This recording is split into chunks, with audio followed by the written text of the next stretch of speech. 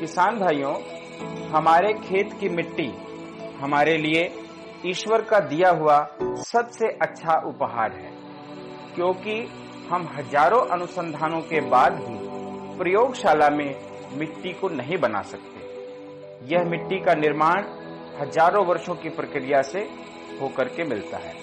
हमारा भारत देश धन्य है और हम भी धन्य हैं कि प्रकृति ने हमें सर्वोत्तम उपजाऊ मिट्टी दी है। परंतु किसान भाइयों, वर्तमान में इस मिट्टी की दशा बिगड़ती जा रही है, अर्थात मिट्टी बीमार हो रही है।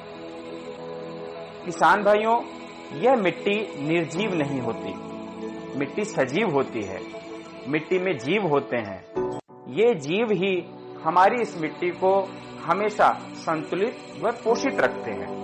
केचुए को आप देख ही सकते हैं। किसान भाइयों, यदि हमें अनादिकाल तक अच्छा उत्पादन लेना है, अच्छा स्वास्थ्य लेना है, तो मिट्टी का स्वास्थ्य की देखभाल बहुत ही जरूरी है।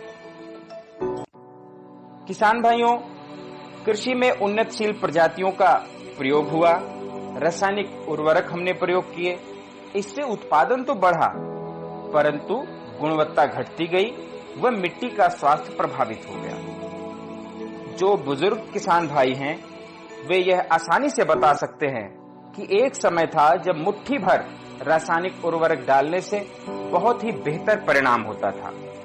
किसान भाइयों, एक उदाहरण से समझिए, यदि हम अपने खान पान को अच्छा रखते हैं, बेहतर खाना खाते हैं और उसके बाद यदि हम किसी भी तरीके का सप्लीमेंट या टॉनिक अपने आहार में लेते हैं, वो हमारे शरीर को बहुत ही अच्छे तरीके से काम करता है।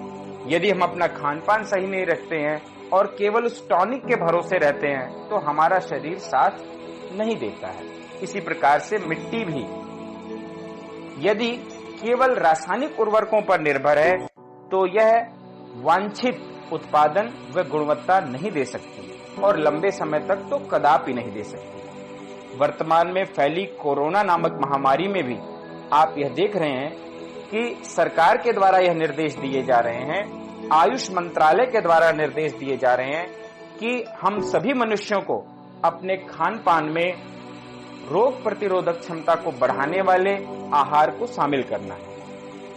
इससे क्या हो रहा है, हम किसी भी प्रकार के अन्य रसायन को नहीं ले रहे हैं, किसी दवा को, किसी टॉनिक को नहीं ले रहे हैं, केवल अपने खान पान को दुरुस्त कर रहे हैं। हजारों वर्षों की परंपरा रही है, गाय आधारित हमारे यहाँ खेती रही है। गाय का गोबर मिट्टी के लिए अमृत होता है।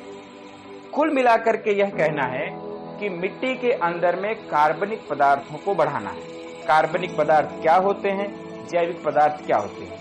किसान भाइयों, ऐसे पदार्थ जो किसी जीव से प्राप्त होते हैं, अर्थात पौधा का अवशेष, पशु से मिलने वाला गोबर, केचुए से निकलने वाली कास्टिंग अर्थात उसके वर्मी कंपोस्ट, या अन्य भेड़ बकरियों की खाद, मल की खाद, मानव मल की खाद, सीवरेज की खाद, ये सभी जैविक कार्बन के स्रोत हैं।